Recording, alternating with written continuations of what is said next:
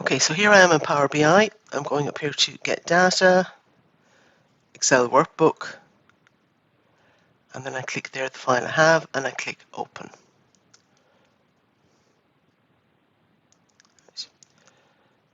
I then tick this box here for one file, and then I'm going to the option that says Transform Data, which is down here.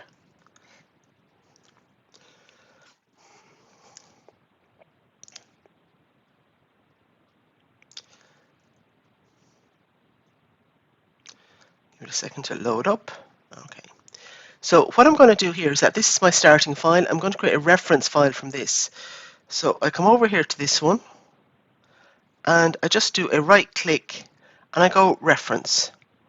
All right. And the reason I'm doing this is that when I come back and decide I want to change, if this file is updated, it will then flow through to the other ones. And I'm now going to call this Customers. Okay. And then I come down here to this one, Customer Name. I say Remove Other Columns. And then I just go right click again and I go Remove Duplicates. There we go. So I now have my unique list of customers. I go back up to one file. You always need to go back up to this one again. I do a right click. I choose Reference.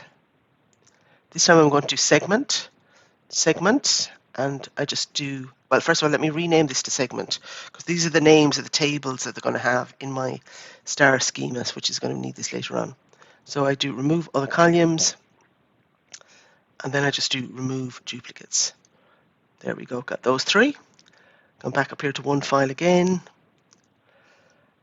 and I just come over here to Reference. Oh, note there, I always need to go back to the source. Reference, and I'm going to call this Category, and then I just do right click on Category. I say Remove Other Columns, and then I just say Remove Duplicates. Okay, back up to one file again. All right, and I do Reference again.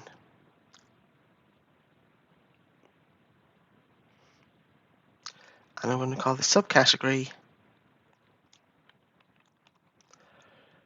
And then what I do is do a right click on Subcategory. And I go Remove Other Columns. And then I just go Remove Duplicates. Okay, and now I'm going to rename one file to Transactions. All right, and that's the first phase done. Next phase is to create my dynamic calendar. Okay, take care, mind yourself.